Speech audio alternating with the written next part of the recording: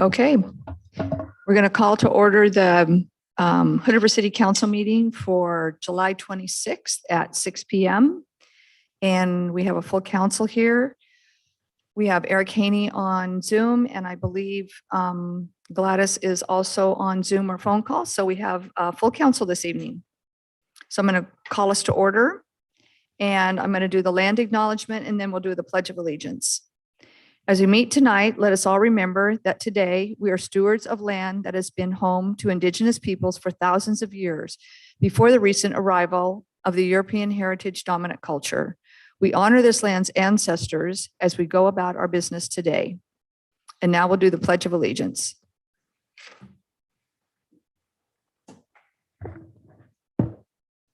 I pledge allegiance to the flag of the United States of America, and to the republic for which it stands, one nation, under God, indivisible, with liberty and justice for all.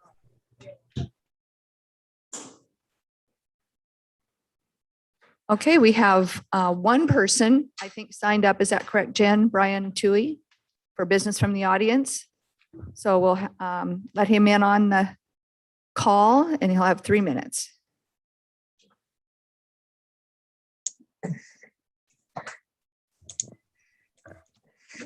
Good evening. I would like to discuss the agenda item that you're considering paying Eco Northwest another $45,000 to conduct work that they have already done. I would like to suggest that you revisit the work that you've already paid for before spending more money for advice that's already been given. September. Brian, can you talk a little bit louder or get a little bit closer to your microphone? Okay, I'm close. I'll just speak louder. Is that better? Okay. Yeah, that's a little bit better. Does that work? Okay. September will mark 6 years since the completion of the Eco Northwest housing needs analysis. Affordable, and affordability were mentioned then 110 times. Point being that it was the dominant theme. It was accompanied by a specific list of strategies, including a dedicated section to specifically address affordable housing. The Eco Northwest update in, I think it was December of 2019, described failures to address these previously recommended strategies related to affordable housing, affordability again featuring prominently in that update. This is from the 2015 Eco Northwest housing needs analysis, the original one. Strategy 3 was to develop affordable housing. This strategy described 8 specific actions that resembled a plan that would lead to the production of affordable housing, what you're going to be discussing paying for again tonight. You have not pursued those actions as priorities related to affordable housing, and frankly, I don't know why you would expect the same people to come up with a different set of recommendations now. It's also worth mentioning specific failures of Eco Northwest.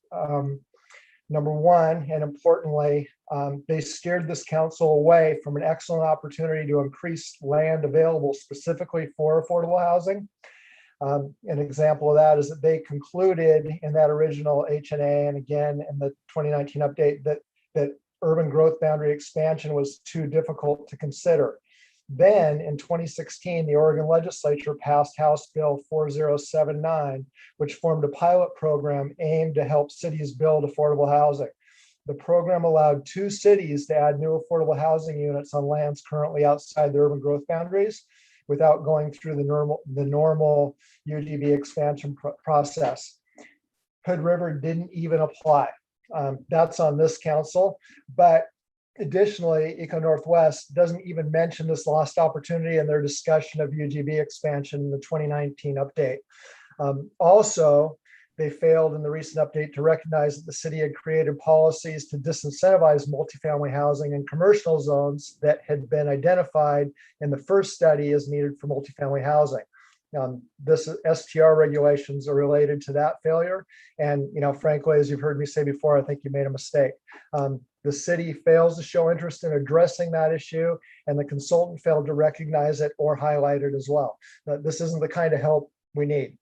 So as you've decided to form a task force to focus on affordable housing production. Perhaps it would be a good time to see what transpires there before throwing more good money after bad. So I respectfully submit that that as we failed to prioritize affordable housing, even when we had specific recommendations in hand from this very same source, that that maybe including Eco Northwest in this current process is not likely to be helpful, and it's going to be expensive unnecessarily. Thanks for your time. Okay, thank you, Brian, for your input. Appreciate it. All right, our first order of business is a presentation from Cheryl Cohn from Behavioral Health Improvement Plan. Do you have anything on that, Will, or? That's right, Merrick. So this is in kind of the series of informational and educational presentations that have been going on for the past several months from other service providers in the area, just so the city council is aware of kind of the other social services that's being provided and how the city fits into this fabric. So I want to thank Cheryl Cohen from Pacific Source for talking to you today. Hello, folks. Let me just go ahead and start my slideshow.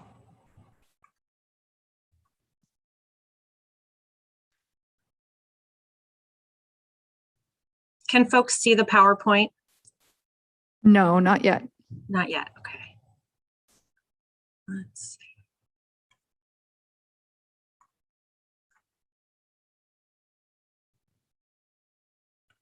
Now we can see it.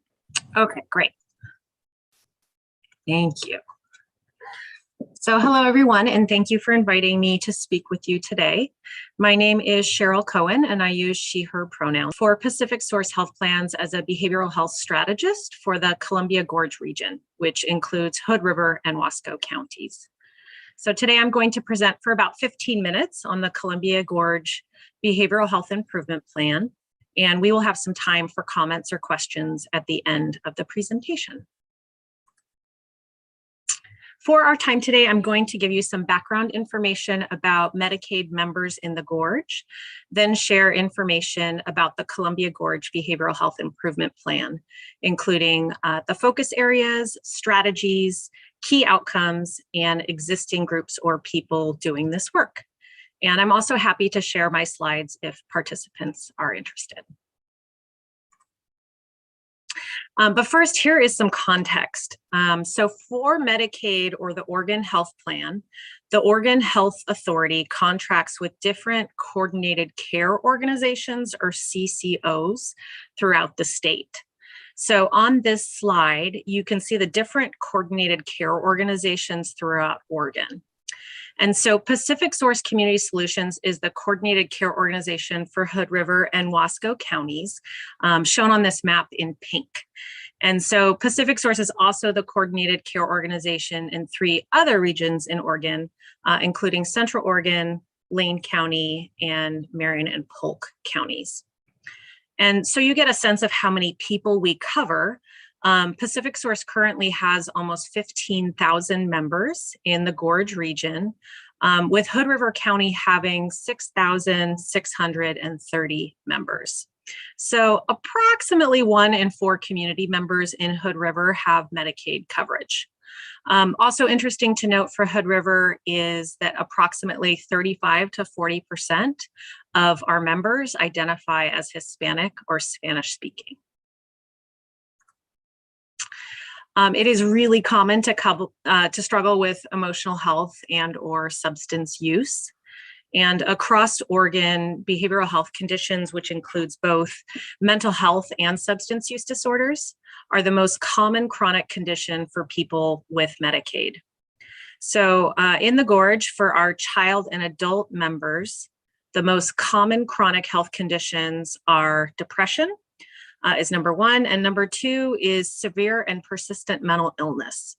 And for those not familiar with the term severe and persistent mental illness, it's kind of an old term, but that represents several diagnoses that are more chronic and severe. So diagnoses like bipolar disorder or schizophrenia or post-traumatic stress disorder are sort of grouped together in that number 2 there. And then, so depression and severe mental health diagnoses are the most common for both adults and kids in the Gorge. And then for adults with Medicaid in the region, substance use disorders is the 3rd most common chronic condition. So I'll say that again. The top 3 chronic health conditions for our members are behavioral health conditions, more common than diabetes or asthma. So, and this is true across all 4 of the regions where Pacific Source is a Medicaid health plan or coordinated care organization in Oregon. And that's why we've developed the Columbia Gorge Behavioral Health Improvement Plan, really to better meet the needs of our members with behavioral health conditions.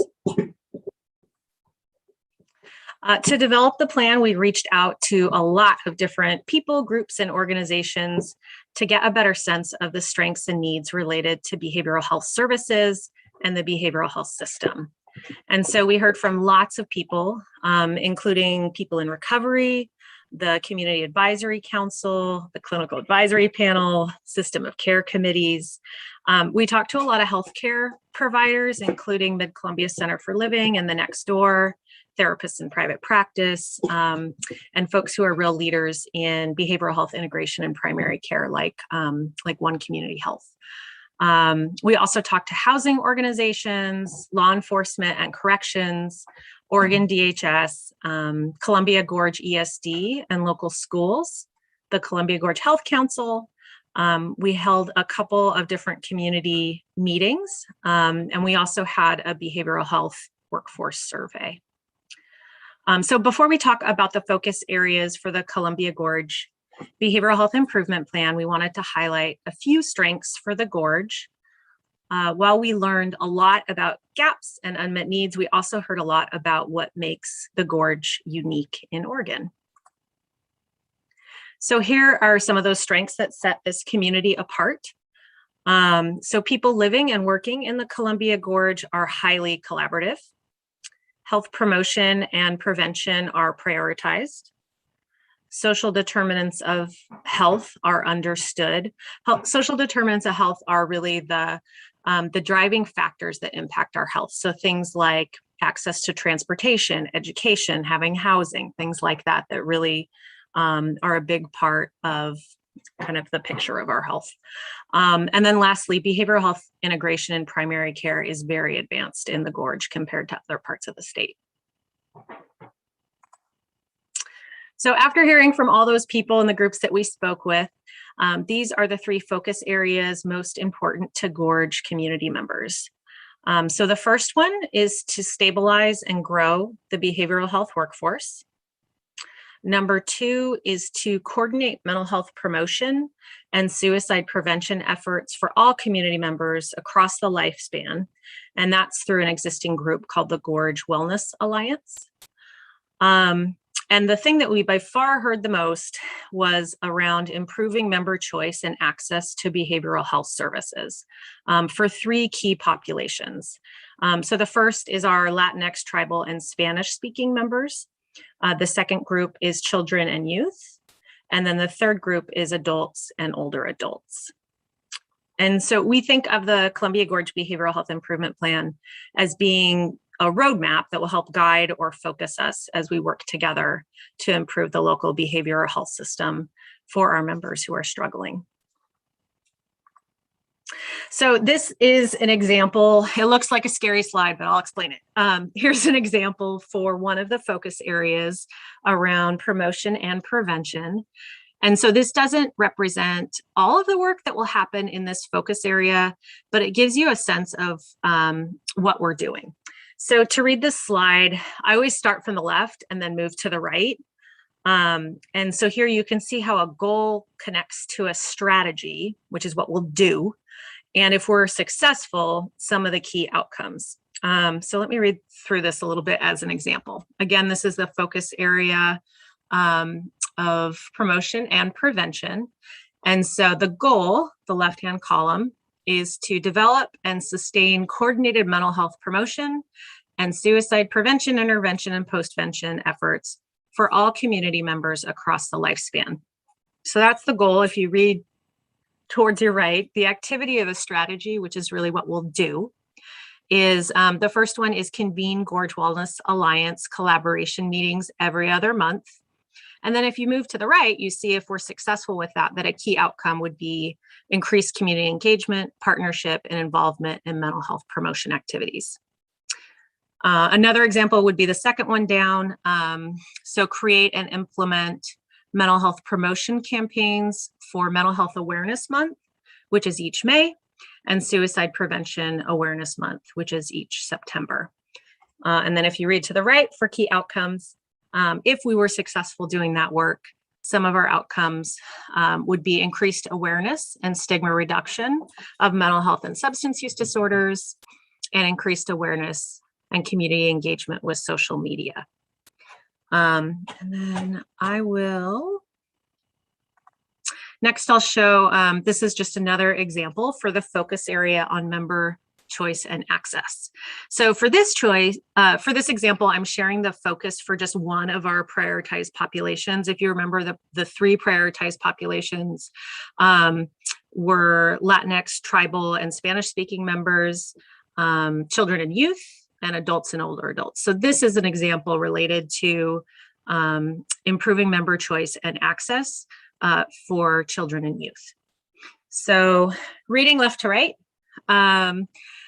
if the goal is fill gaps and expand access to behavioral health services for children and youth close to home, then if you move to the middle column, an activity or strategy, one of our priorities is keep Gorge youth in the Gorge by increasing local capacity.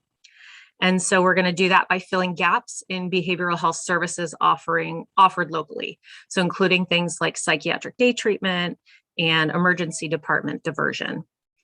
And then reading to the right, if we're successful, some of the key outcomes would be that the Columbia Gorge fills service gaps, and there are nearby behavioral health treatment options to meet the needs of most youth. And that Pacific Source could meet our network adequacy and access standards outlined in rule, like in Oregon Administrative Rule and in our contract with the Oregon Health Authority. The next one down, I'll review one more, would be an activity or strategy. It's the second one down I'm reading, would be to develop plain language materials in English and Spanish for families and others to understand available services and supports. And so if we develop those kind of consumer-facing plain language materials, we would have improved understanding of local services and supports available when youth struggle with their emotional health. So again, this slide doesn't represent all of the work that will happen in this focus area, but it gives you a sense of what we're doing to fill gaps and expand access to behavioral health services for children and youth.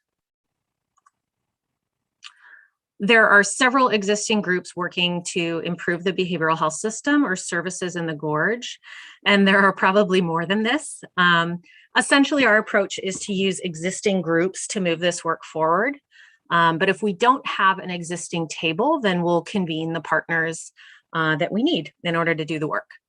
So additionally, we're really interested in doing this work alongside community members, especially providers and people with lived experience in recovery.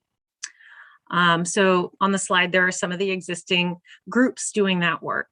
And so today I've just given you a brief overview of some of this work. And if you're interested in having a more in-depth conversation, feel free to reach out and connect. Thank you so much for inviting me to speak with you today. On the slide is my contact information, and I can also share my email in the chat. So we have a few minutes for comments or questions. What comments or questions do you have about the Columbia Gorge Behavioral Health Improvement Plan? Thank you, Cheryl, for the great presentation. So Pacific Source is an insurance company, is that correct? So they're insurance companies that do these behavioral health services in different areas within the state. They or assigned kind of an area. Is that correct? Yeah, so each coordinated care organization in Oregon has a contract with the state, the Oregon Health Authority. And so we're a health plan that offers, it's Medicaid or the Oregon Health Plan. And it's medical, behavioral health, and oral health services. There's also a lot of focus on more non-traditional things like the social determinants of health that really impact our overall health. So yeah, our contract with the Oregon Health Authority really kind of guides us in the work. My dog says hi. Okay. I've got a couple questions, so I'm going to let others go first because they may be asking the same questions. Anyone? I just had one. Mark? Hi, thanks a lot. That was great. Do you have a clear path of providing feedback to the city or getting feedback from the city? Is the communication path open from what you're trying to do and us as an organization? You know, I think that we're a teammate, but more not directly. Is that how you would say it too? Yeah, I think that I think we still need to establish pathways for how this work will connect to City of Hood River and also to county commissioners and things like that. So I think there's opportunity for us to establish those communication pathways. It's also this work, the Columbia Gorge Behavioral Health Improvement Plan. There's another big plan called the Community Health Improvement Plan that the Columbia Gorge Health Council really works on. And so what we've really done is work to align those two plans so that they have the same goals when it comes to behavioral health. So we're calling it one plan, but there's actually multiple efforts that are underway around improving the behavioral health system locally. Okay. Jessica, anything? Megan or Tim? Yeah, I have a question. It's, well, first of all, thank you for your presentation. Really appreciate it. It was very nice. You mentioned some type of gap analysis. Can you explain how you determine those gaps? Is there a process that you go through? Yeah, so for behavioral health services, there's like a service array or a continuum of care. So generally it's sort of, there's like promotion and prevention, outpatient services, intensive outpatient, psychiatric day treatment, residential treatment, hospitals. So it usually goes up to more intensity, and there's just services that we simply don't have available in the Gorge. There are pretty big gaps in the service array. And that's probably the biggest thing that we heard in meeting with various different groups is sort of, we need more options and choices. We don't have what we need.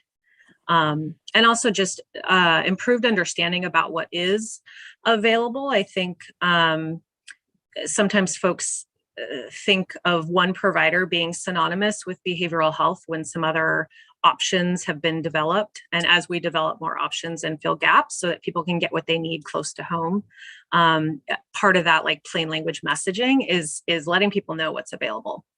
Yeah, thank you. That helps. One of the things that I'm wondering is that if we're trying to figure out how we fit into the fabric of all of this stuff, that we somehow can be privy to those gaps, not only for this organization, but for other organizations. So if there's some type of gap analysis being done, it certainly would be interesting to know what the gaps are. Yeah, and that's more of a comment than a question. And I would say that just generally, you'll see it in some of those focus areas around member choice and access. I would say that we have lower engagement in behavioral health services for folks who identify as Latinx or Spanish speaking or tribal.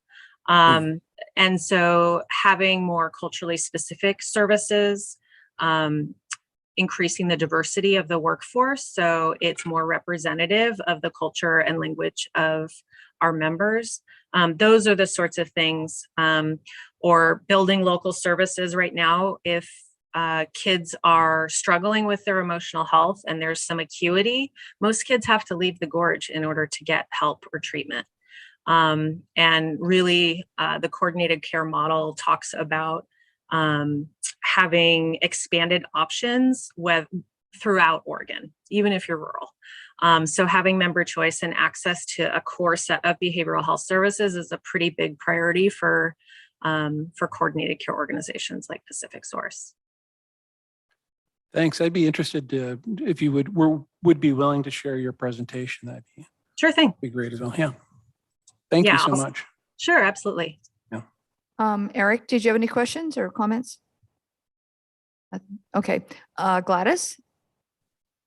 Hi, Mayor. Yes, I do. Hi, Cheryl. Thank you so much for being here today and for taking the time to explain the improvement plan to us. A couple months back, Al Barton was here and he presented on all the services that CGFM has to offer. And he did talk about the gaps in regards to access after hours.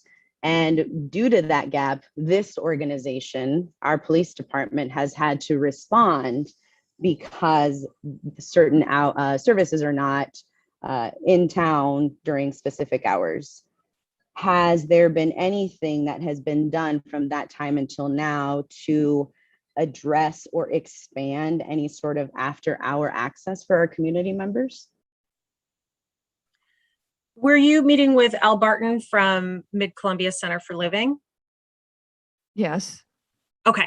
Yes, Okay. I think I just said Columbia Gorge Family Medicine. Okay, good. I was like, I thought I was lost. Okay.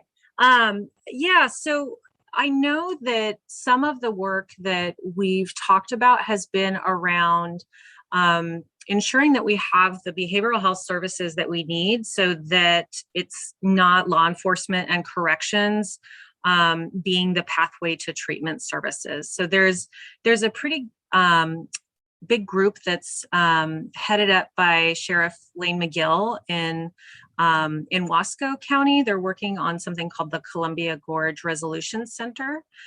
So it's a cross-sector collaborative effort, lots of providers, Mid-Columbia Center for Living, both Al and Dr. Gower are at that table.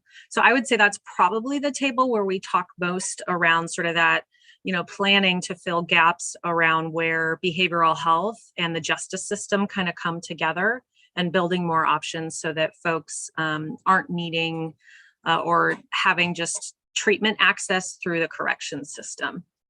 Does that answer your question? Yes, it does. Thank you. Okay, good. I guess the only other question I had, and it kind of follows on both Gladys and Tim's question, is in plain language, you don't have enough people to treat the people that need it. Correct? Okay. Yes. The bottom line. Yeah, I think we need additional providers, additional services. And I think that the behavioral health workforce in Oregon is 90% white or Caucasian and largely female. And so, a lot of the work and why we're really focusing on not just supporting the existing workforce, but growing the workforce we need. A lot of that is around having providers who are representative of those served. So, we don't have a lot of what we need and some plans and strategies to address that. But a lot of what we're going to be focused on is more sort of pipeline development of like, how do we outreach to underserved, communities to create a pathway for more people of color, Spanish speaking folks to, enter the behavioral health workforce. So a lot of it is kind of pipeline development across Oregon. Cheryl, I had Megan? one other comment. This is Gladys. Sorry. You brought up a really great point right now, Cheryl. There's not enough providers here in the Gorge to take care of our community members. But because you guys are working so closely with the state, is there anything that Pacific Source can do to advocate the need of, for example, the Gorge has the highest capita of community health workers. How can we work with other existing community members that do have that trust and are biracial, bicultural? How are we using them or advocating for them to be able to bill for their services? Yeah, 100%. You're speaking my language. I'm actually a traditional health worker. I'm a peer wellness specialist is one of my certifications. And you're right, the Gorge has great community health workers. So people who are trusted members of their communities. And so I think that's part of what we talk about. And actually, traditional health workers are the most diverse segment of the healthcare community. So it's things like, a pipeline development program might be actually outreaching to recovery communities and talking to them about the role of traditional health workers and how they partner with people who are in early recovery and offering, scholarships or stipends or figuring out through the Bridges to Health Pathways program. Are there places where, there's an existing great framework with the Bridges to Health Pathways program? And so how do we grow great programs like that? That's actually a program that doesn't have right now any traditional health workers who have lived experience in recovery from a mental health or substance use disorder. So that would be the sort of thing, that's a great untapped opportunity, would be to say, how do we recruit someone who's already well respected in the recovery community and train them to become a peer wellness specialist or community health worker, kind of, creating a new pathway for folks. Yeah, thank you. Thank you. Megan? Hi, yeah, I think following up on Kate's question, I'm wondering, the limitations in the workforce, is that something that is commonly seen in the state or in rural communities, or are there aspects of Hood River or the Gorge in general that lead to, specific problems with recruiting or retaining workforce? It's a problem across Oregon, especially pronounced in rural communities. And there was also just there's House Bill 2949, which the legislature just approved a pretty big package. And part of it is focused on the behavioral health workforce and sort of growing the workforce we need and supporting folks. So I think in the future, we're going to see a lot more like tuition reimbursement and loan forgiveness and things like that with support from the state. Thank you. Jessica? That was my question. Good job, Megan. All right. I think that's the questions we have. Thank you so much for your presentation. That was very informative. We've been getting several of these this year for us just to learn more about how people are getting or not getting care within our community. So thank you so much for coming and presenting. Really appreciate it. Thank you so much. All right. So we're going to go ahead and open our work session. Do we have any additions or corrections? No, Mayor, we don't. Okay. We have a couple discussion items. And the first one is Saruta tennis court options. And Yes. that's going to be Will. Yeah. Thank you, Mayor and City Council. I believe, Public Works Director Mark Janik is on the line, and as well as Peg Bogard, the high school tennis coach, should there be any questions at the end of the staff report. So the Saruta tennis courts over by the Hood River Valley Parks and Rec pool are placed on city property, and they came from the Hood River Middle School back when that was the high school, switched over to the middle school and expanded.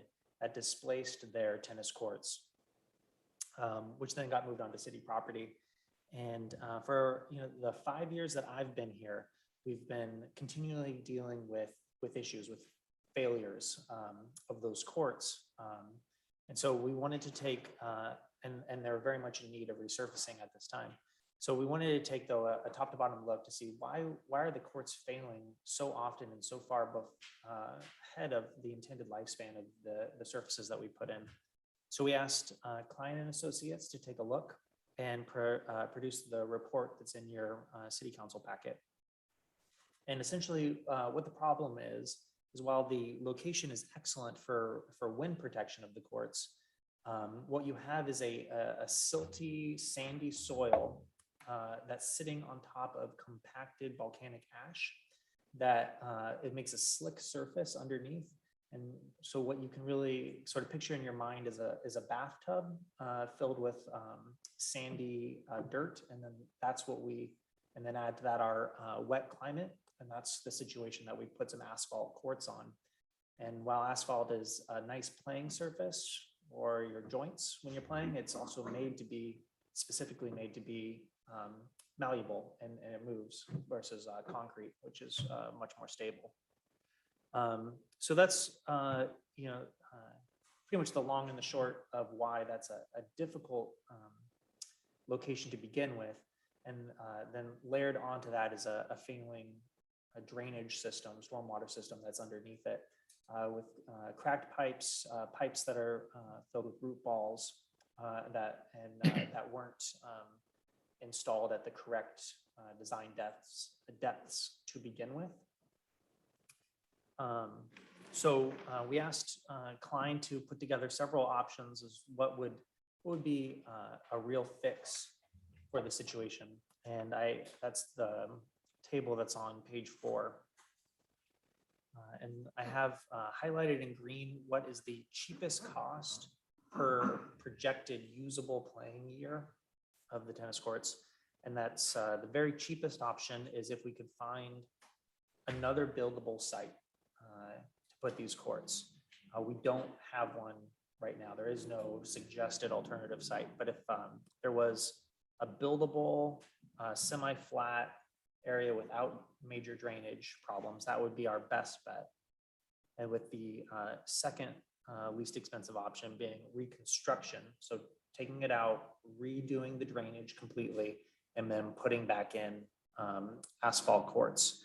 And if we wanted to do something that would last even longer, we could do concrete, which is, like I said, harder on joints and not as much fun to play on, but that is much less likely to buckle and bend. So these are the options, and I can go into additional detail if we want, but that's kind of the bottom line. Is it's a very challenging site to make it work.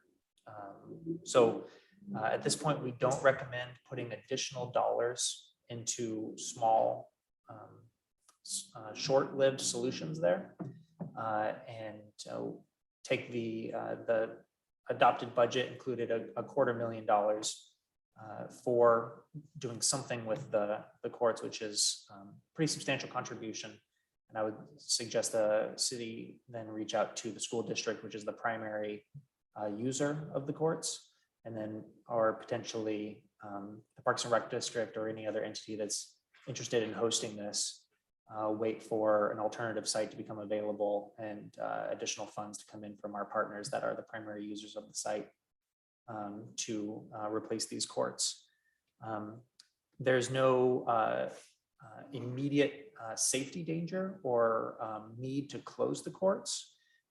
They're just becoming increasingly poor playing surfaces. So still fine for recreational users who don't mind a real high level of play, but more and more becoming not useful for competition, which is important to the high school.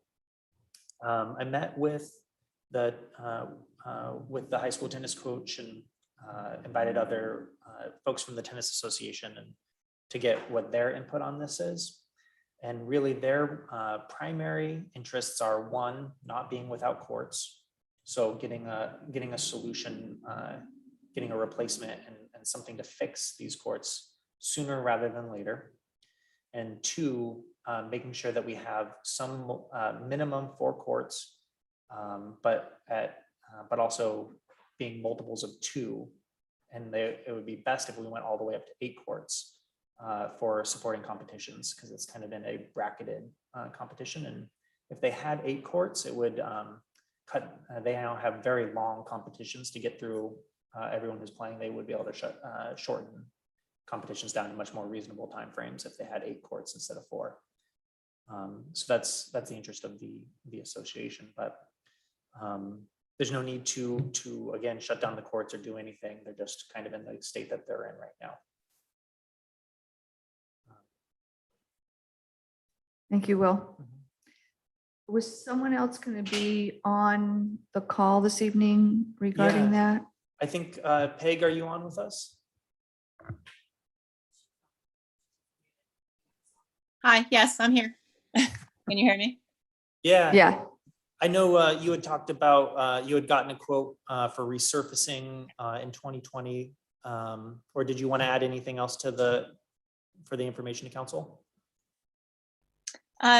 I just would want to reiterate the importance of having tennis courts for the community, as they are, free recreation. All you need is, a racket and a ball, as opposed to so many other things you have to pay every time you go to play. So just want to make sure that we understand that they're important to the community, and many people do use them besides the high school.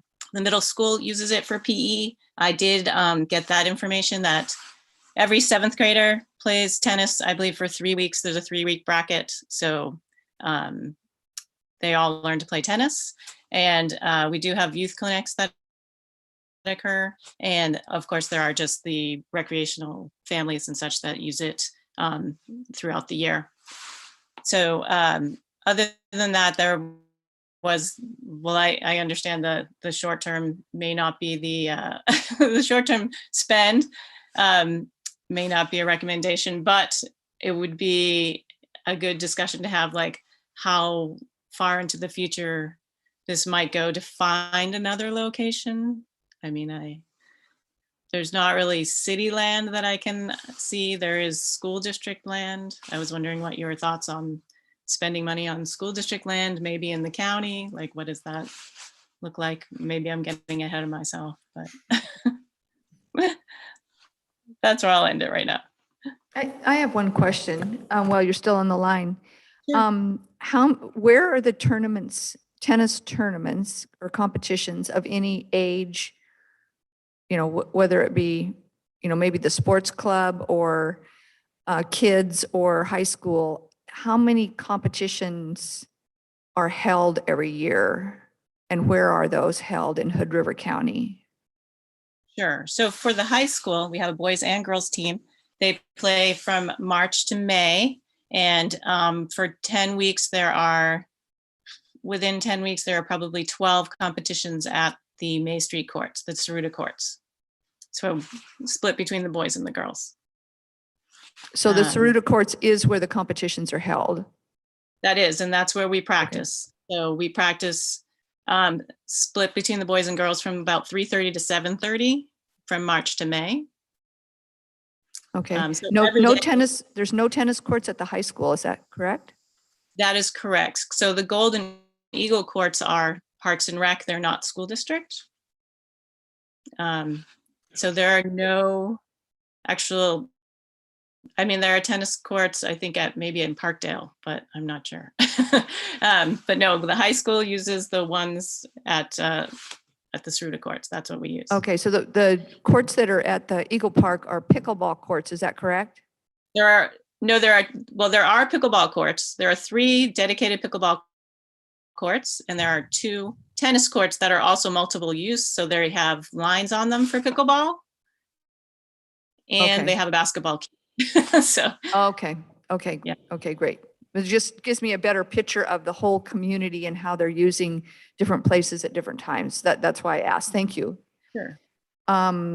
Additional questions, or anyone have a comment to start this? I have something, but Mark? I just have a quick question. Sure. Yeah, go ahead. Are the tennis courts at Oak Grove Park used for any sort of high school activities or tennis activities? They are not. Those are probably the most heavily used recreational courts, though, for recreational players. I know during the summer, in the mornings, for like 3 hours every morning, or maybe 3 mornings, there are several people up there playing on a, just a show up kind of open play sort of thing. But no, we don't, the high school does not go up there. Mainly probably because of transportation. I mean, it'd be great if we could spread out, but then at the moment, I'm the only coach, so I can't really spread out. I can only have it at one location. Understood. Thank you. Mark? Yeah, thanks. So this is after, being involved in this stuff for a long, long time and seeing, I think this is like the third lap that I've seen where we're going to have the ever forever fix kind of thing. I do not believe that site is something we should continue to sink large dollars into. I think that it's built on a swamp, and we're dangerously close to a holy grail skit here. So it's all good on the community. We've rallied. That was the place where it historically was. So no issues with why we got to where we are. But I do think that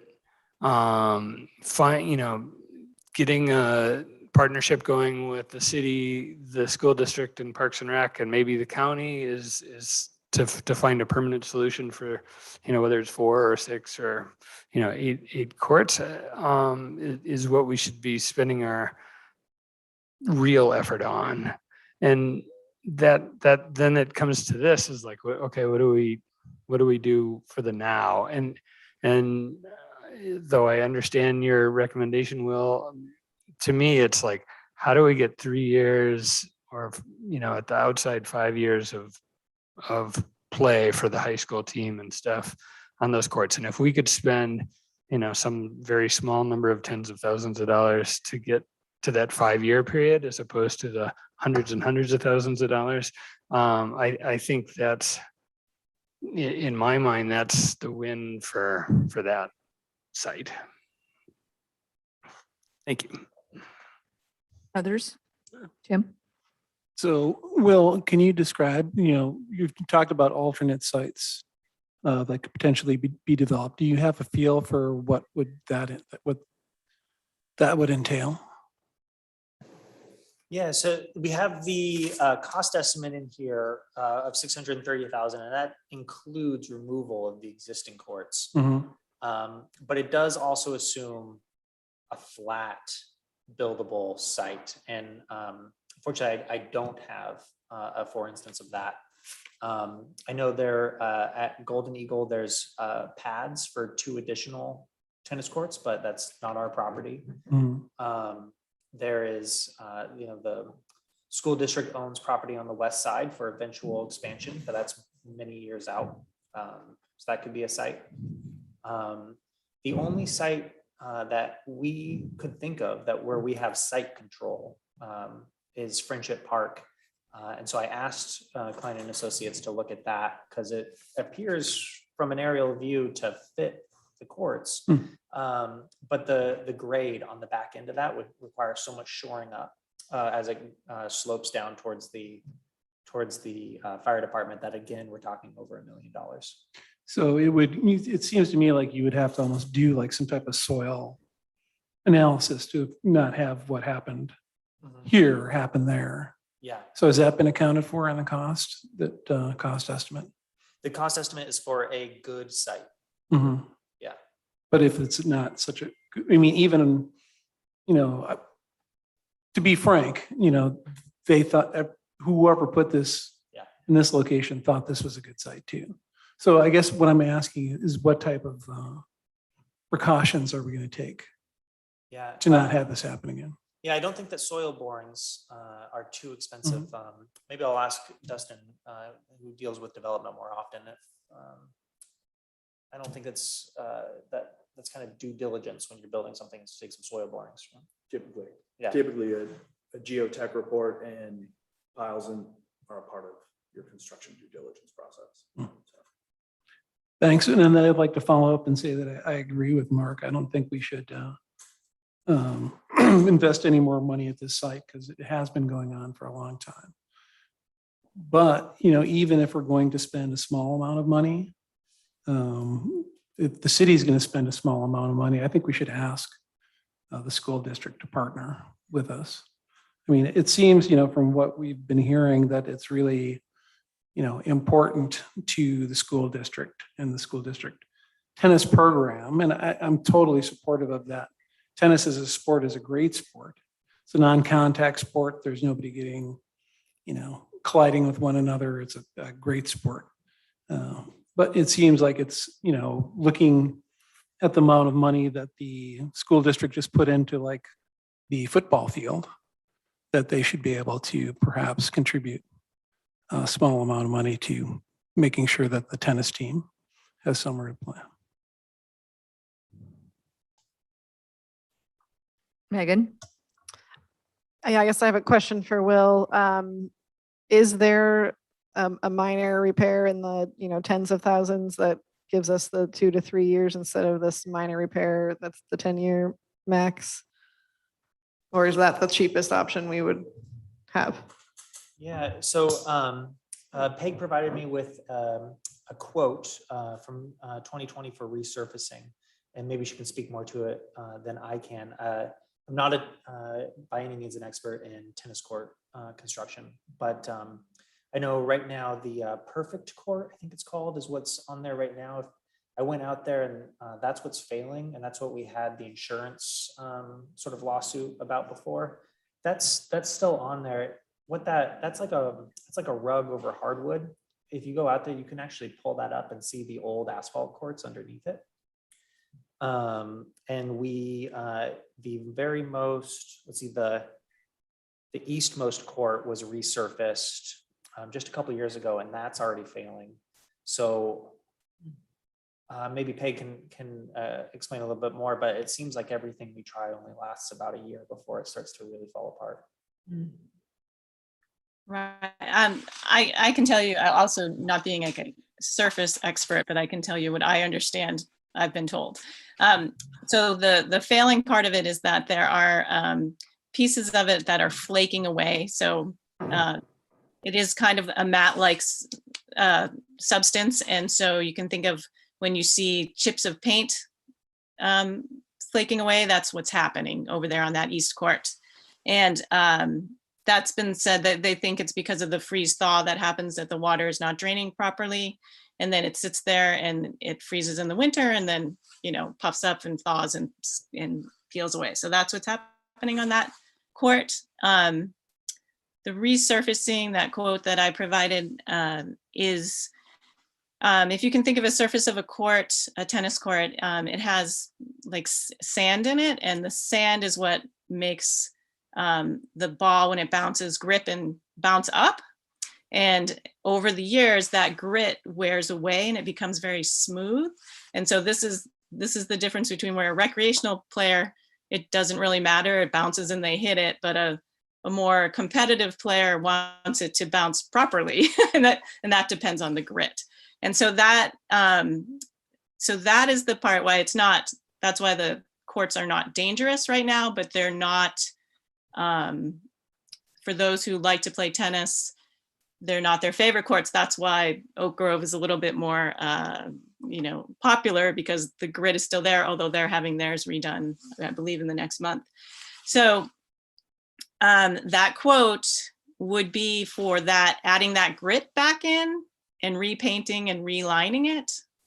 And then they're fixing the few cracks, and it does say that they'll fix the cracks, but it's not a permanent thing. The cracks would reappear. So that's what that's like 3 to 5 year, hopefully, the resurfacing would provide, is a more competitive surface. And what was the amount for that? So that quote, which is from 2020, was for 3 courts, and I believe it said $21,000. So then you'd have to add in the other court, which I guess would be another $7,000.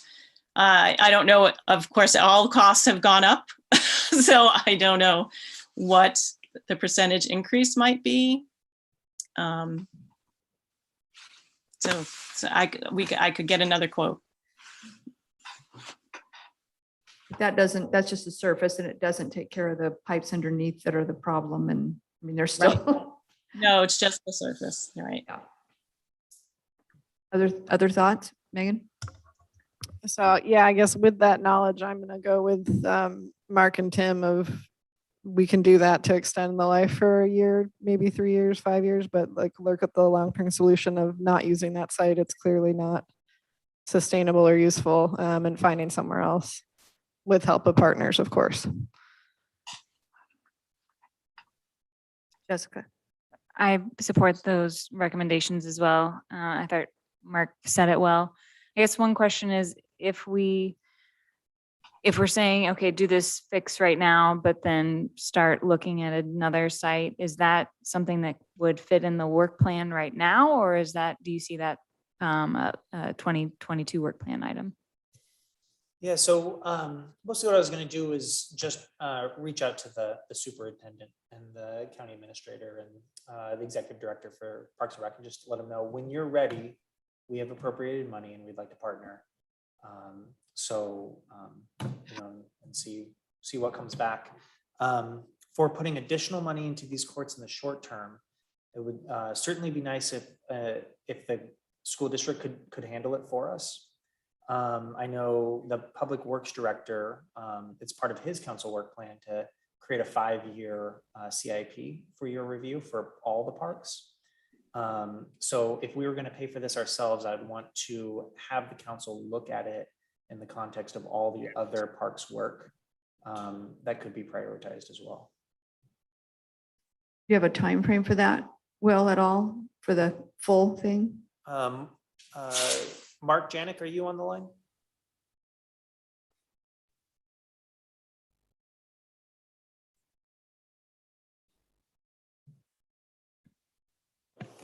I see it. Did you hear the mayor's question? We can't hear you, Mark.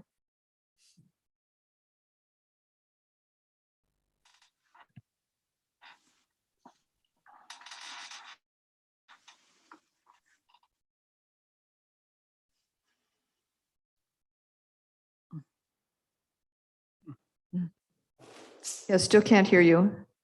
We can see you.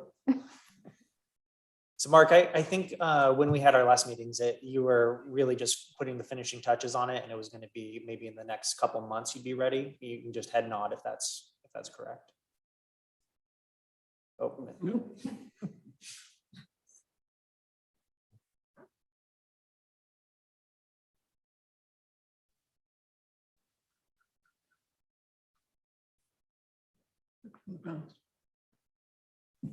While Mark figures his audio out, I didn't ask this question of you earlier when we met, but are there other partners that are able to help with these additional costs? For example, a couple of years back, Oak Grove Park had the same situation happen. The county said, we don't have dollars to replace these courts. And so a group of community members raised money to purchase brand new courts. Is the school district willing to do that? Are Parks and Rec willing to do that? If there are no other locations where we could relocate the tennis courts. Right, yeah, that's basically the crux of the staff recommendation here is start the process to solicit assistance from those individuals and get responses back from those other entities that have a shared interest in having courts here. Okay. Can you hear me now? Yes. Okay. I Sorry about that. believe it was on the Parks Master Plan as well. Jennifer might remember specifically, but wasn't tennis courts in the big amorphous middle of that plan, I think. So.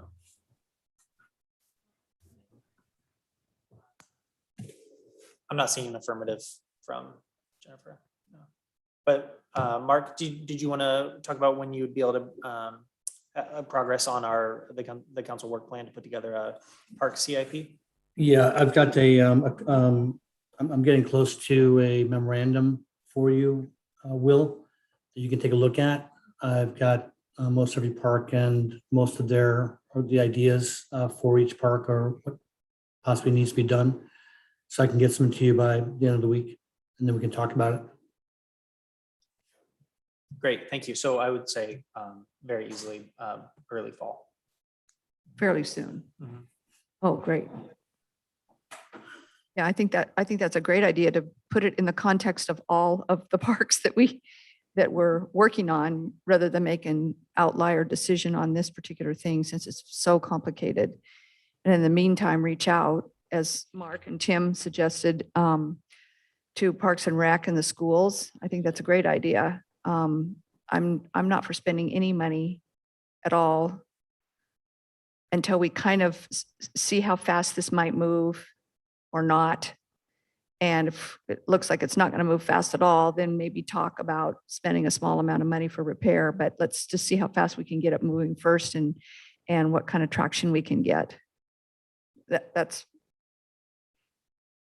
All's bounce better with traction. yeah, traction. We need some traction here with all the entities moving in the same direction as fast as they can. All right. Great, thank you. That gives us next steps. Yeah, Eric and Gladys, do you guys have anything else? It's Eric, go ahead.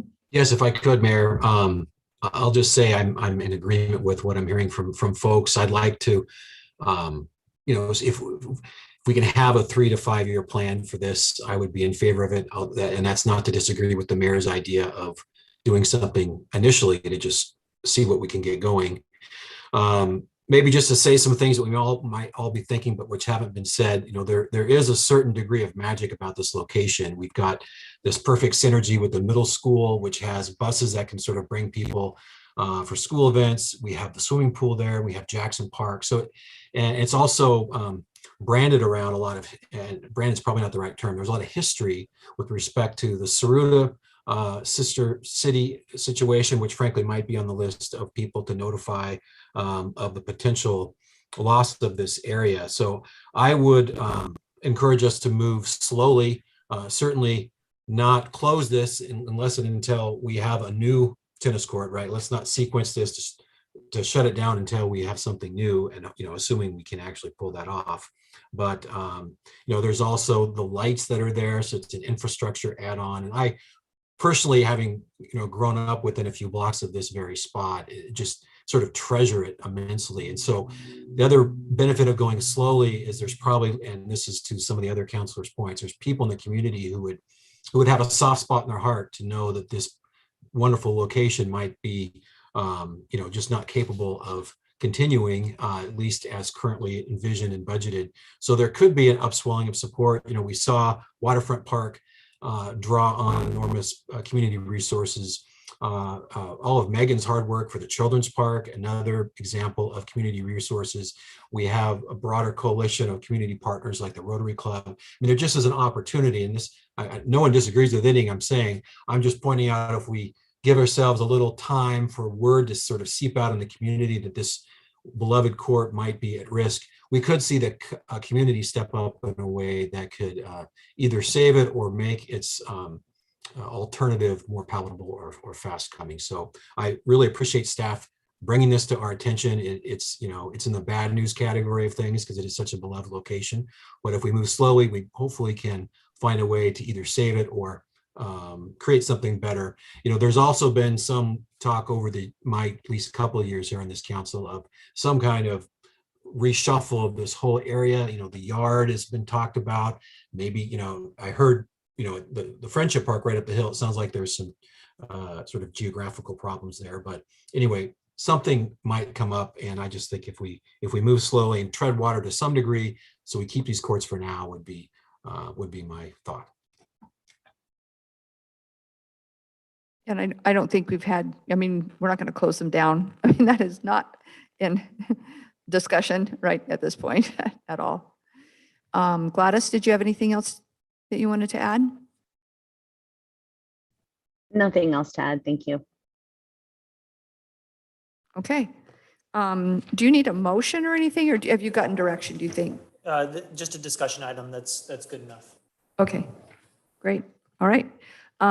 Next discussion item, formation of the task force for affordable housing production strategy. Jennifer Caden. Mayor, before we get into Jennifer, Oh. I just wanted to cue this up. Jennifer is going to be the project manager on this and the lead for our project team. But one thing that some of the comments today really gave us an opportunity to address some of the work that's already been done and some of the groundwork on affordable housing that's come out of that 2015 housing needs analysis and buildable lands inventory. and specifically to strategy 3, which as mentioned was to develop affordable housing. And within those 8 strategies that were recommended, we get to, at this moment, really, for those at home, get to have the opportunity to identify and recap some of the things that have been done there. One of the key and first strategies was to identify publicly owned properties and work with some of our partner agencies to look at that. So since the adoption of the strategy, the city has looked and pursued rezonings on those properties. In 2018 and 2019, signed a memorandum of understanding with Regional Solutions as well as ODOT to look at that Cascade Yard, which was mentioned, I think, in last meeting as well as a great opportunity. And that was something that we pursued really based on that strategy and opportunity. And actually it was just 2019. So really not that long ago, but it was really born out of this strategy list. We also had movement on the exploration of flexibility and variances for parking for different types of uses. And we can look back and see that when we did the downtown parking study, we reevaluated the needs for parking based on those uses. We reevaluated the fee and lieu program to see it as a better fit for the city. And then considered middle housing and alternative standards of parking for that. And in addition, we looked at historic buildings. So really there's a lot of movement in that strategy that we could say we've really addressed. Working with a nonprofit developer to develop a land trust. Since that time in 2015, we now have the Big River Land Trust in its formation starting to make an appearance here, and we've had some collaborative efforts with them. That again, born out of that strategy 3. Identify sources of funding to support some of these subsidies and this affordable housing product. We've initiated a construction excise tax that captures some momentum of the market, and we've used that to leverage those funds to purchase the Rand Road property, which goes back to the strategy 1, identifying property that we have. This is actually going out and procuring property that is now publicly owned to facilitate this development. Going on, we also have evaluated some of the system development charges. In the past with water and sewer. Coming up, we're going to evaluate those system development charges. And again, CET has been specifically provides to buy down system development charge for affordable housing. All this, I think, are things that are worth noting in the work that has been done under this. And these are real tactile, real actionable items that we've spent time doing since the adoption of this study. And this housing production strategy is the next step of that, to build on the work that has been done and really take it to the next level of implementation, to explore the work that's been done, the changes at the House in terms of some of the work, some of the groundwork that's been laid at the House for the introduction of affordable housing. And so with that lead up, we have Jennifer here who's going to again, lead this project next year through your work plan and introduce these items. Thank you. For this discussion item, I'm here to talk to you about a component of the affordable housing production strategy, which is the formation of an advisory task force. You'll recall that your April 26th meeting, we talked about the project scope and talked about hiring a consultant to provide professional services for the strategy. We'll talk about that a little bit later tonight on a different agenda item. But we also talked about, as an important component of the project, forming an advisory community task force. The purpose of that advisory group is a couple things. To provide broad community support to inform the policy choices you will make in adopting a final plan that has strategies to encourage the production of affordable housing in Hood River and help have a strategic discussion at a community advisory level about some of those potential strategies, what some of those trade-offs and resources needed for the strategies might be to help narrow and prioritize strategies to be included in a final plan. The task force will allow for gauging some community support on specific potential strategies. In short, I would consider the advisory task force as a community sounding board for the project. The group's not intended to be a technical advisory committee. There may be people that you choose to be on the advisory task force that have technical background or specific expertise in affordable housing, but it's not designed to be a technical advisory group. So to form this task force, we started by advertising and soliciting interest from people in the community who might be willing to serve on the advisory task force. That included providing information about this on the city's website and city's social media outlets. It also included some direct outreach by staff and by counselors to organizations such as the Mid-Columbia Housing Authority, the Big River Community Land Trust, the Next Door, Latinos in Acción, the Hood River County School District, and also employers. We contacted the Chamber of Commerce and specifically some employers of different sizes and in different sectors in the community. We got great response from the solicitation and received more than 30 applications or emails providing interest in serving on the task force. So probably not manageable to have 30 or more people trying to have these strategic discussions. What staff recommends that the council do in order to form the task force is select up to 12 people to serve and select people who have different backgrounds and different perspectives in the community.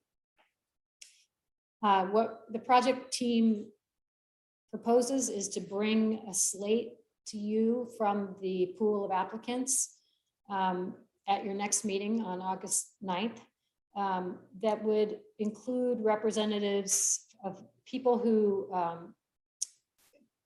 describe themselves or who we've identified as residents of his workforce or income restricted housing, employers with workforces that are impacted by local housing opportunities, service providers that serve residents of affordable and area housing, housing industry providers or producers, and just folks with general interest in affordable housing or representing an interest group or an informed housing advocate. And within each of those categories, we would hope that there'd be a couple people so that you get a diverse range of ages, backgrounds, incomes, expertise, and interests to provide that community sounding board. So if that process sounds okay to you, what we propose is to bring back a slate at your next meeting, but wanted to talk with you tonight about that selection process and provide any additional clarity about that process or listen to your suggestions for making any changes. Thank you, Jennifer. That was amazing that we got 30 applicants. I mean, I don't think we've ever had that many applicants for one of these committees ever. That was amazing, but 30 people is a lot to try and have a discussion. So I think having this list of, different types of people that we need to have on is, we need to figure out some way to do it. And then I was reading that there's going to be some other, as I read through our packet, there will be some other interviewing of people, stakeholders, and some of the people that might have applied for this could even be stakeholders. So they may be interviewed separately. Is that correct? Yes, that's right here in my notes that I overlooked. Oh, okay. All right. So even if they weren't chosen for this, they maybe have input because of their expertise in some field. Right. The project plan does include the ability for 5, and we have the potential for adding more, but 5 stakeholder interviews, which could be individual interviews or could be small group, focus group type interviews. So there may be people who are interested in serving on the task force that may be asked to participate in that manner. And I would also add that we have openings on our planning commission and our landmarks board, so there may be opportunities for some of those applicants to serve the city in another way. Great. Counselors have questions? Go ahead, Mark. It's just an idea or a thought is if you could tell us, all the applicants, then we could at least publicly thank them for for putting their hats in the ring and then maybe we could talk them into planning commission instead. Because it's like the mayor said, it's a neat thing that they're, trying to contribute and us, giving them that recognition and saying thanks is something that I think would be neat. We will get the full slate. I mean, when we get Yes. the I recommendations. plan to bring that to you at your next meeting. Okay. The Okay. full list of applicants. Oh, okay, right, versus the 12. Well, both, Yeah, yes. right, yep. And then is there going to be a city council person? The At your 13th? April 26th meeting, you appointed Councillor Saunders to serve as a liaison. on this Perfect, project. that's, I just did, how could I ever forget? It was a couple months ago, so. Questions, Jessica? Sounds like a great approach. Eric, did you have any questions? Not about the affordable housing, think tank group. That sounds like a great idea. I don't know, were we asking questions about the further engagement of the consultant yet, or is that later? Later tonight on the agenda is the request to authorize authorization for signing a contract with a consultant for professional services. So I can answer questions about that when we get to that item, if that makes sense. Fair enough. Thank you. Okay. And Gladys, did you have any questions? Yes, I have a comment and a question. Jennifer and Dustin, thank you so much for your work. And I really appreciate the time that both of you have taken to be very intentional with our work moving forward. And we have all heard from our community members that they would like to be more engaged. And here we are doing exactly that, intentionally trying to engage community members, as we know housing affects so many of our constituents here. So I just wanted to thank you both for that. And then I had a question. I did see that the recruitment form is in English and in Spanish, which I appreciated. Thank you for including that in there. My question was, are we prepared for a Spanish speaking only individual? Are we prepared to provide interpretation services or translation services for that individual if we had any Spanish only, or are we looking for bilingual individuals? We do have a bilingual staff person who will be attending all of the task force meetings to the extent that she is able to provide that. We have that planned. If we need additional services, bilingual services, I think we have the capacity to add that separately from the contract that you're considering later tonight. Perfect. Thank you very much. Okay. Do you need a motion on this? No, I just need general feedback and discussion, head nod. Yeah, sounds like a good Yay. plan to me. Great. Thank Great. you. All right. So we're going to adjourn the work session and let's see here. Let's just go forward. Open the regular council meeting. Any additions or corrections? No, Mayor, there is not. Okay, we have a consent agenda with meeting minutes, OLCC permit, Parks and Rec easement, and the purchase of a dump truck. Anyone need to abstain on that or? No? Okay. I move that we approve the consent agenda. I'll second. Jessica's made a motion to approve the consent agenda and Megan has seconded that motion. Any other questions or discussions? All those in favor? Aye. Aye. Aye. Eric? Aye, sorry. Okay, Eric is an aye, and chair votes aye. All right, consent agenda is approved. Regular business items. Hood River garbage rate increases. We have Jim Winterbottom from Hood River Garbage Service. Good evening, Mayor and members of council. Number one, thanks for the time on the agenda tonight. It's been a while since I've been in front of you, so it's kind of good to be back. You know, we always are considerate and concerned with any type of rate increase that we bring for the ratepayers of the city. The increase we're looking for and proposed in our rates is 1.45%. And that kind of is based on the implementation of the gate rate increase that Wasco County had January 1st of 2020. And they based their increase on CPI at that time of 1.71%. And they contractually get 85% annually. And we feel that we can be as efficient and follow the same lines and thought process that the landfill does. You know, healthcare, wages, trucks, containers, it's all going up rapidly. And, you know, I'm not even looking forward to this type of a meeting next year based on some early indicators of CPI that are yet to come out this year. But we're sticking with the 1.45% proposed. A customer here in town with a 65-gallon trash cart, organics, and a recycle cart would see an increase of 39 cents a month or 9 cents a pickup. A typical yard and a half dumpster, if you will, that you see downtown or up on the heights, the increase would be $1.96 a month, going from 132 to 134 or 45 cents per pickup. And by per pickup, I spread it out over a week's time, 4.33 per month. So if there were any questions on it, I would definitely do my best to answer those. Great, thank you. Any questions for Jim?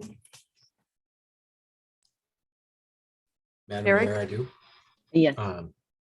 Yes, thank you. And thank you, Mr. Winterbottom. I'm over here on the screen. Thank you for coming. I'm actually impressed that you're only asking for that amount of rate, given what appears to me anyway, from my layman's perspective, to be kind of an inflation environment.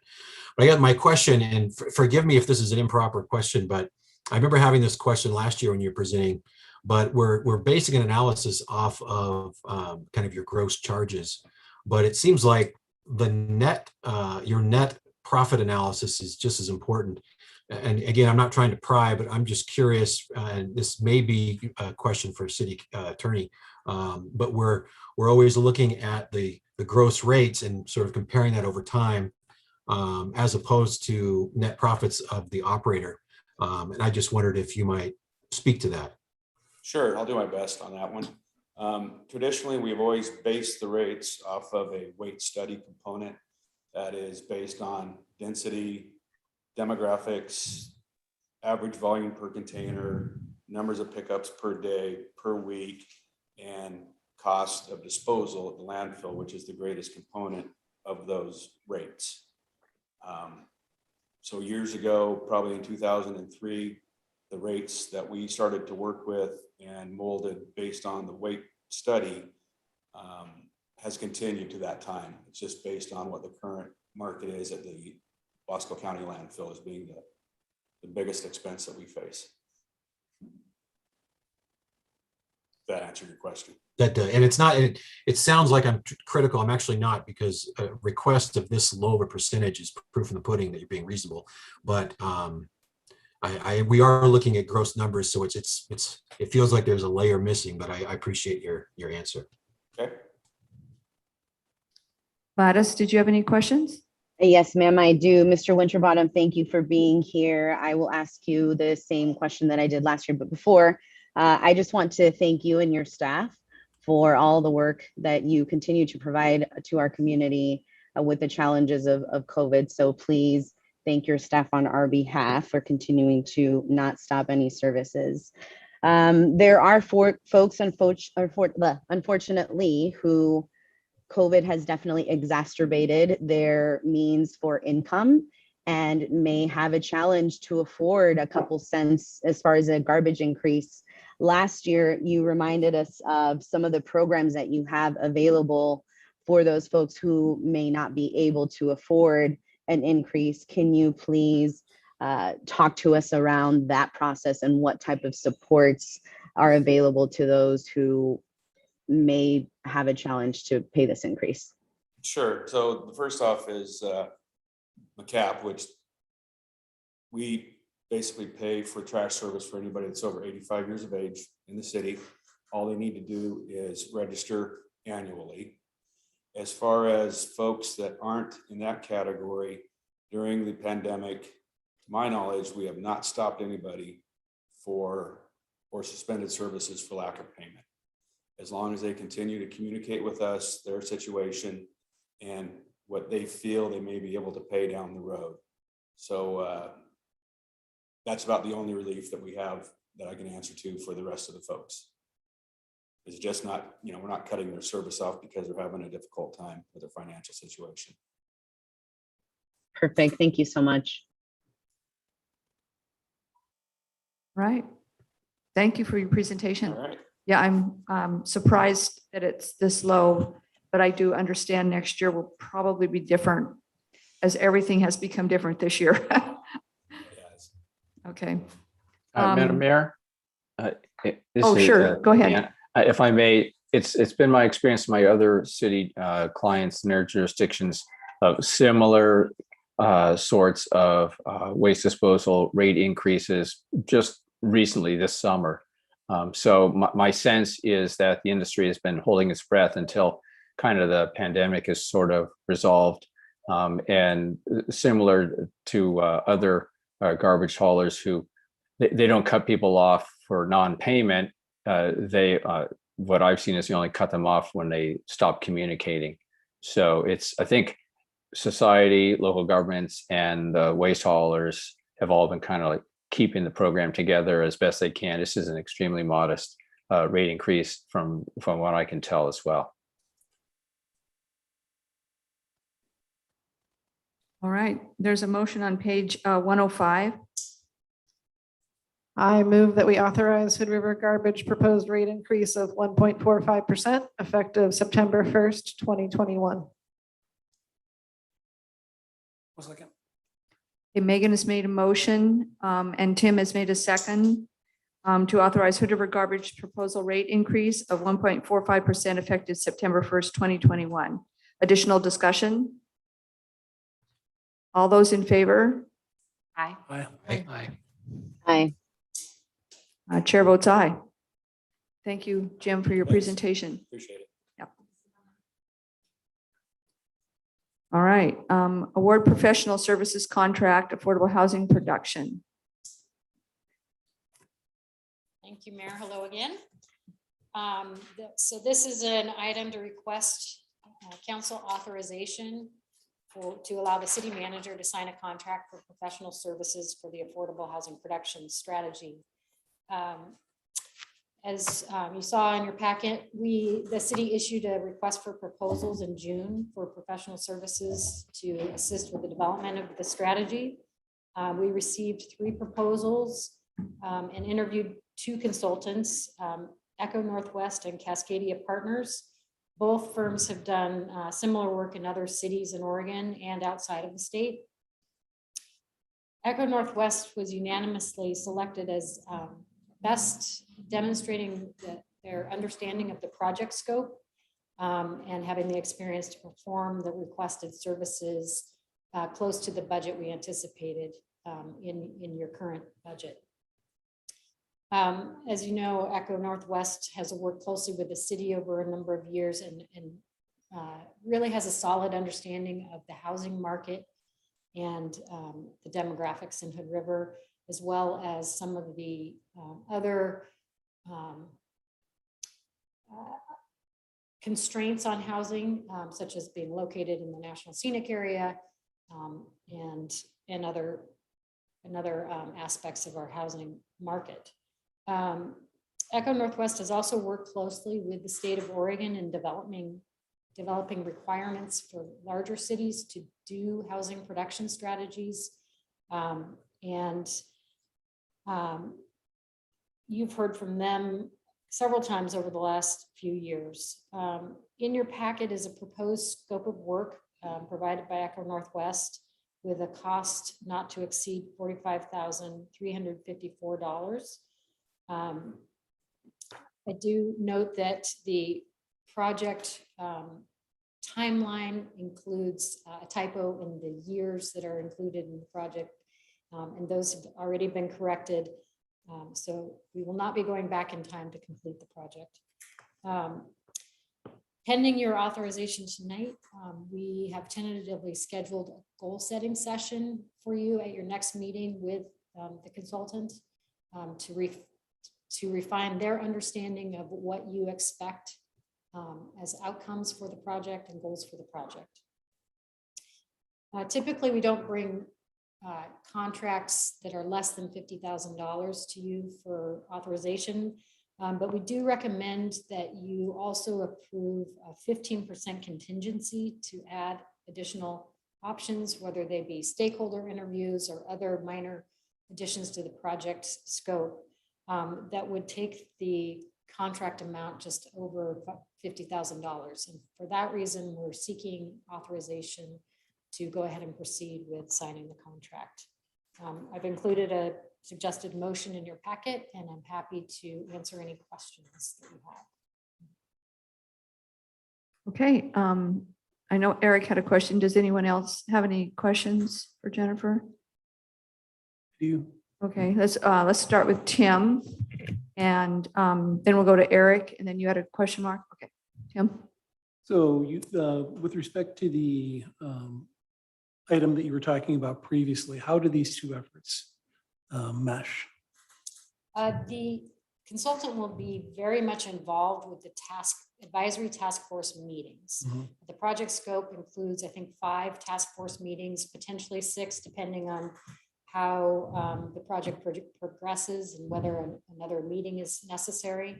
They will be providing a lot of the technical information to the advisory task force to help with their understanding of the project and their understanding of the potential options for adoption, and to be able to help weigh the trade-offs and resources needed for strategies and provide input to you about those.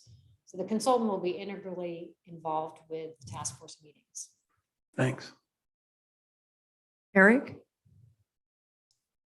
Thank you. And in some ways, that answer what my question was going to be, because I anticipate voting in favor of this, but the thought that is going through my mind is, $50,000 is a fair sum, and we seem to be having this success over on Rand Road, which basically involved the city deploying some resources to acquire land. I'm just trying to balance in my mind potential resources to do more of that versus kind of more process and thinking. I mean, I feel like we know where we need to go. And I guess I was thankful for that answer from Jennifer, because I had just assumed that staff would be directing this affordable housing task force rather than sort of needing a consultant to kind of drive that forward. But I guess this is kind of a half question, half comment, but sort of always wanted to balance our resources, and 50,000 isn't going to buy a piece of property, but it could go toward that possibly. I'm just wanting to be good stewards of that. But again, I'm not anticipating voting no for this, but I guess I'm really asking, what are we getting from this 50,000 for this 50,000? And because we already have a lot of learning on what our problems are here in our community, and is this going to move the needle further? And I think to answer my own question, I think it's to move the needle because this money is needed to help steward this committee that we hope to learn from. Is that right? Yes, I would also add that one of the components of the project is an implementation plan. So part of what the city did in the 2015 housing needs analysis included a strategies 1, 2, and 3. There wasn't a detailed, clear implementation plan associated with that. So I think that this project takes that strategy 3, I believe it was, that was looking at affordable housing. And to remind you, we defined that for this project as being housing for incomes up to 120% of the median family income. Drilling down into strategies a little more specifically that really fit the city's resources, capacity, and identifying what else the city can do as a partner in affordable housing. The project on Rand Road, I think, is really exciting. Unfortunately, as we all know, the housing issue is not going to be solved by one project. And so we need some additional strategies in place, whether that's taking a look at how we might provide some tax incentives to encourage additional production of affordable housing in addition to what we hope to gain at Rand Road. So I think it's taking what we know and moving the needle farther. Right, because wasn't 5 or 6 or 7 years ago, there was like an 18-point plan to help drive affordable housing, and a number of those things have been either accomplished or attempted to be accomplished. But I assume the vision here is to build on that and either refine those existing ideas or introduce new ones. Right, and that's what Dustin was referring to earlier tonight. The city council has made significant progress on some of those identified ideas from the 2015 report, including the adoption of the construction excise tax and the purchase of land on Rand Road. Those are specific to affordable housing. You've also made significant progress on policies and strategies that address housing capacity in general. And as you've heard many times, part of the equation is just a general supply and needing an increased supply of housing in general. This project will focus that housing supply on housing for incomes up to 120% of median family income.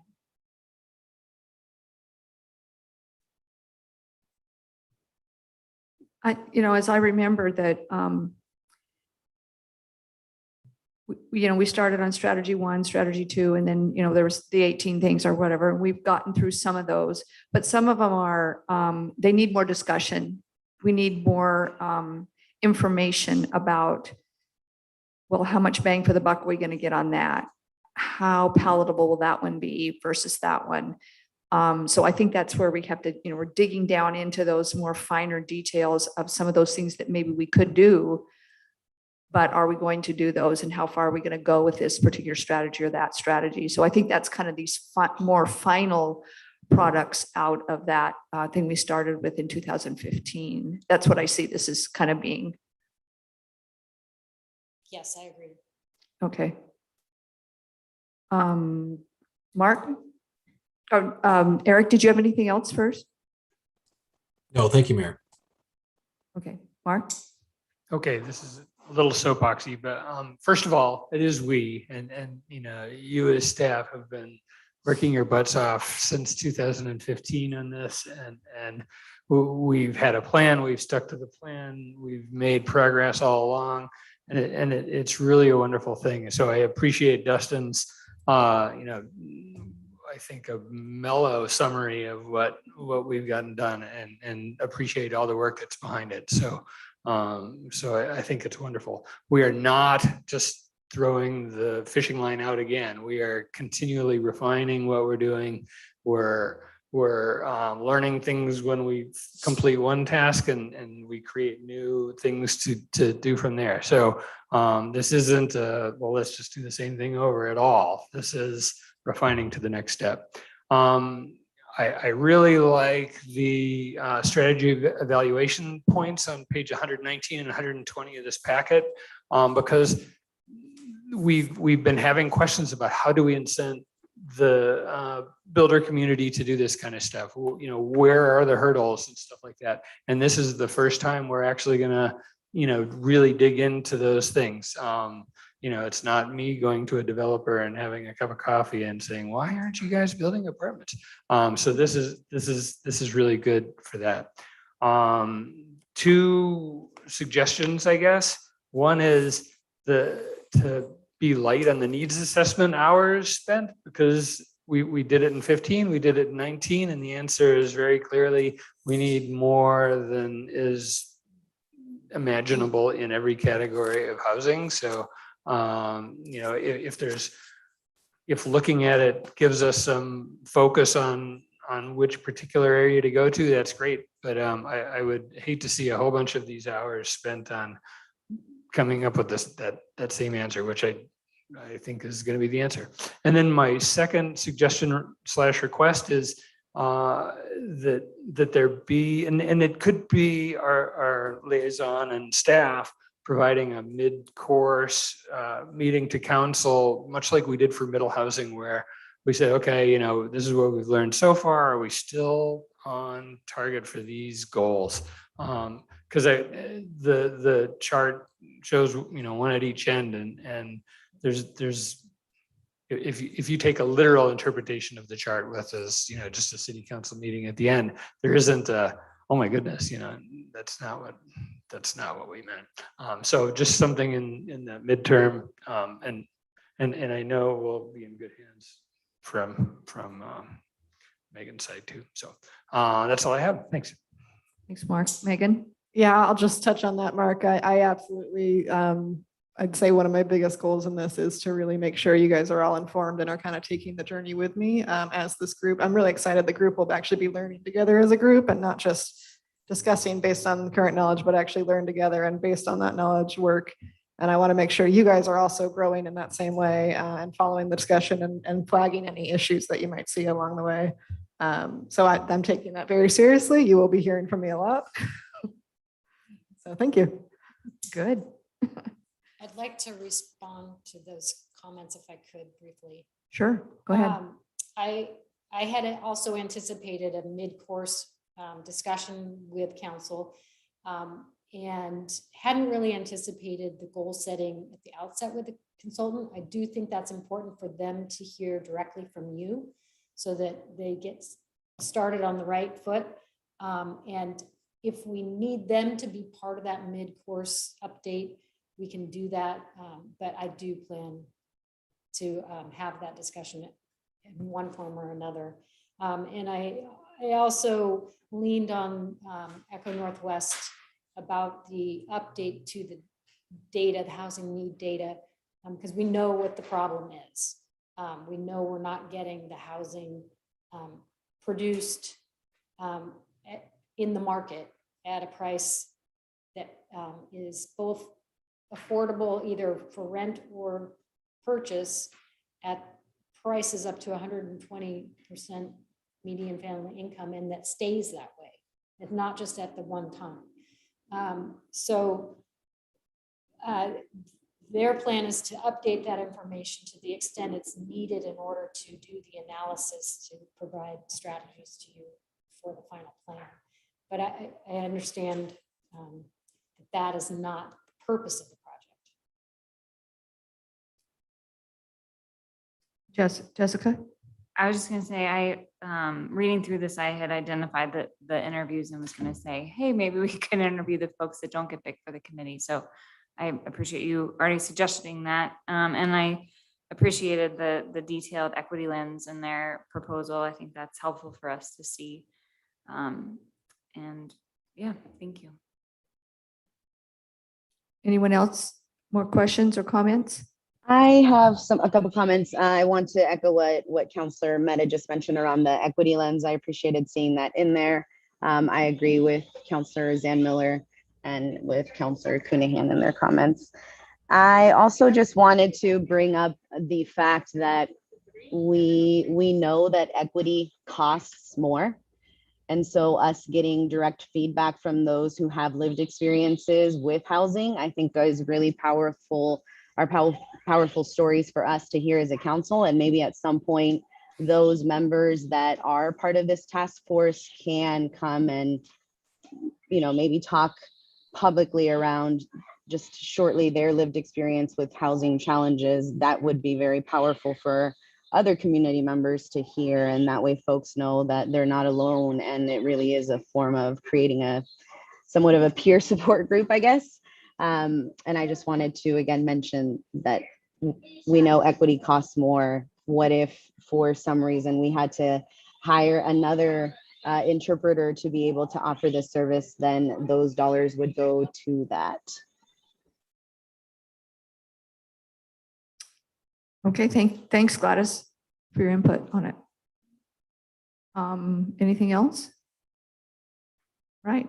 No, I agree. I think we know we've got a problem. We know it's worse than it was 6 months ago. So don't spend too much time on that. Sounds like a great plan. I'm excited to get to this. You know, we've done a lot of things, huge amount of things, as Dustin mentioned, over the years. But we're kind of getting down into the nuts and bolts here on some of this stuff now. So it'll be a lot of hard work, but I think it'll definitely be worth it. It'll be interesting, and I'm excited for it. We have a motion on page 111 at the bottom of the page. I move that we authorize the city manager to sign a professional services contract with Eco Northwest for professional services not to exceed $45,354 with the potential for contingency options up to 15% at the determination of the city manager. A second. Oh, I have a lot of seconds, but Megan made the motion.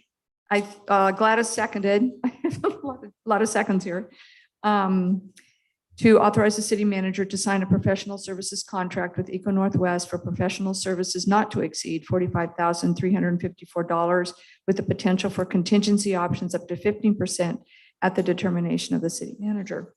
All those in favor? Aye. Aye. Aye. Eric, are you an aye? Yeah, sorry, I was muted. I'm an aye. Okay. Chair votes aye. And any abstentions or no abstentions, any nays? I just want to make sure I've got everything correct for the record here. All right, unanimously approved. All right, we have city recorder reading of ordinance 2063, civil enforcement of emergency declarations for the second time by title only. Your Honor, I'd like to entertain a motion for the second and final reading of ordinance 2063 by title only. So moved. Second.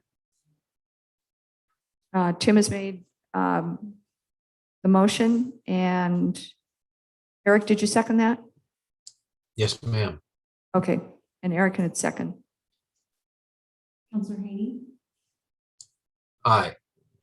Councilor Saunders, Yes. Conahan, Aye. Councilor Meta, Aye. Councilor Rivera,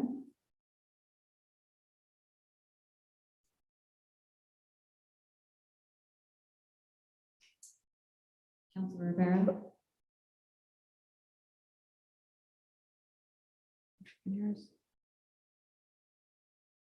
Gladys, can you hear us?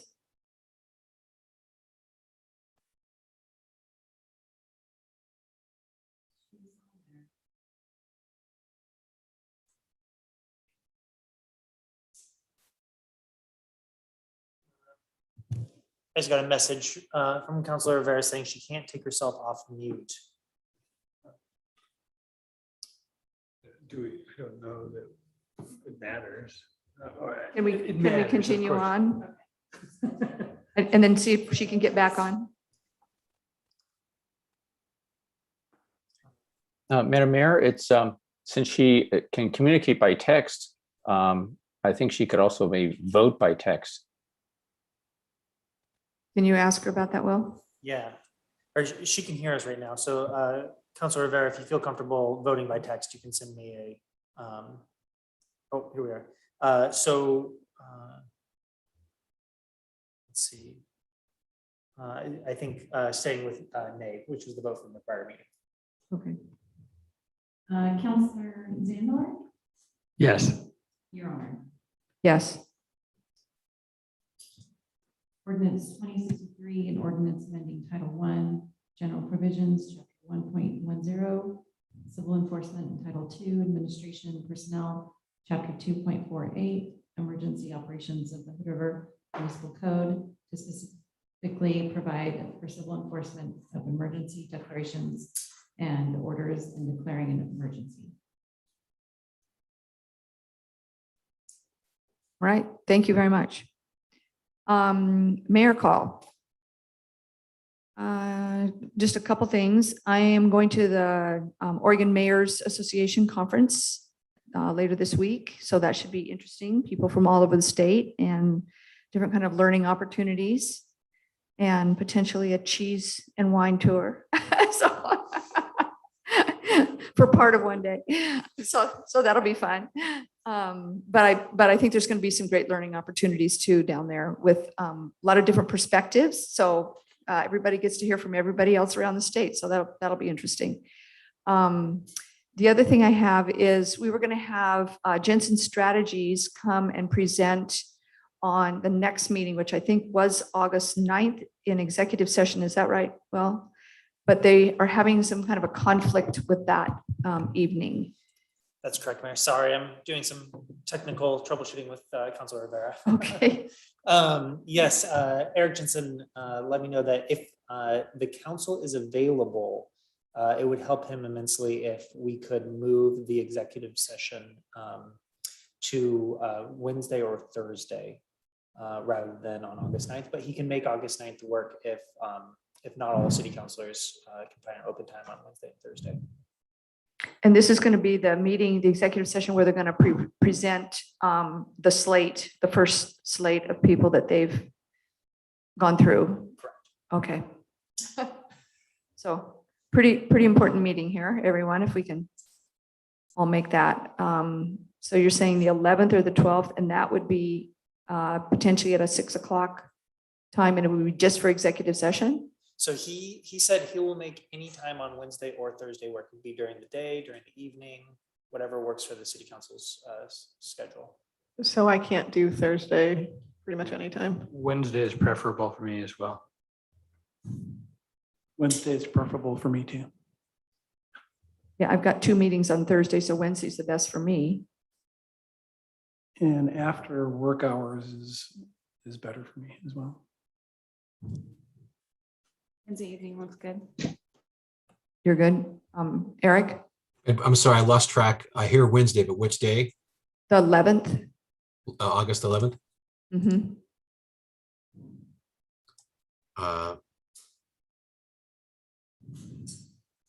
Let's see. I have something at 6. Do you think we could do it? I'm hearing folks want to do it after hours. I don't know if that 5 is too close to being after hours, but if there's any way we could do it at 5. That's fine by me. You could do 5? Yep. I got head nods for 5. If, Yep. Yeah. let's see, Gladys.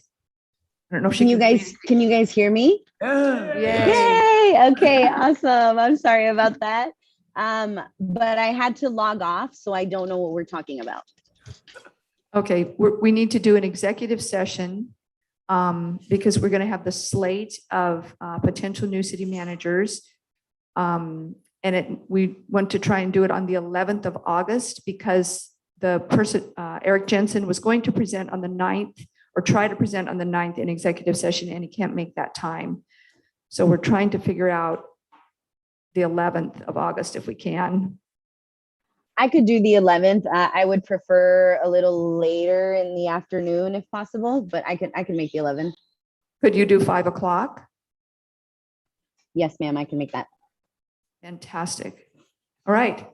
That was One piece of clarification is also too, Eric will only be bringing the materials in hard copy.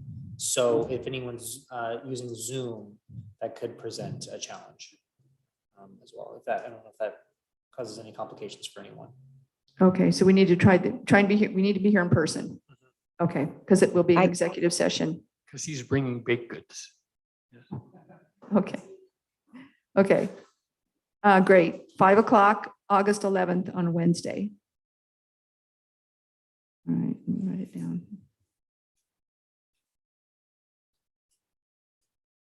All right. A couple things about COVID. Our numbers are still down. I think there was only one case in the last week, but I actually have heard of 2 personal cases from people I knew that people actually went to Pendleton to some kind of a function, big event, and they came back and they had COVID. So it's still out there, you guys. Just everyone needs to be really careful, mask up if you need to, get a vaccine if you can. They were giving free vaccines. Or not free, well, you're getting free vaccines, but you could get a vaccine and get into the fair for free last weekend. So that was kind of an incentive. And then there's, I think it's next week at YE School, there are vaccines Monday through Friday, almost all day. So just walk in, anyone that wants to do that. That's all I have. So I'm going to do council call. Tim?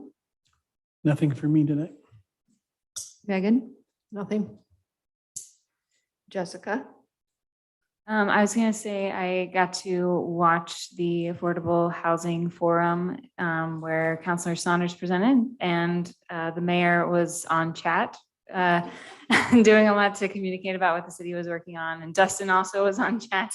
So yeah, good job to everybody, and then also good job to everybody that worked to make the county fair happen. I know our police were there, and I thought it was a great time. I was super glad to have it happen again. So thank you. Mark? It's gonna get hot again. Everyone stay cool and have good, safe behavior that way. And COVID, we know, fingers crossed, and do all the right things. And it's the Olympics, so I'm really getting my TV hours in. It's almost as good as competing. Almost. Yeah, that affordable housing roundtable, there was over 100 people on that phone call. It was quite amazing that there was that many people. I was really kind of shocked that there was that many. So that was wonderful. Eric? Nothing from me, Mayor. Thank you. And Gladys? Thank you, Mayor. I wanted to just take a time to publicly thank Officer Miller and Officer Foster. On July 17th at 3:17 a.m., they reported where they met a gentleman that was running around town with a shotgun, and they did an excellent job managing the situation. No one from the public was injured. And so I know that there is another officer, a deputy officer that was involved. I don't know his name, but I want to thank that individual as well for protecting our community members on this day. Thank you, Gladys, for publicly acknowledging that and the work that our police force is doing in that situation. I think that's all we have this evening. We will adjourn. Thank you.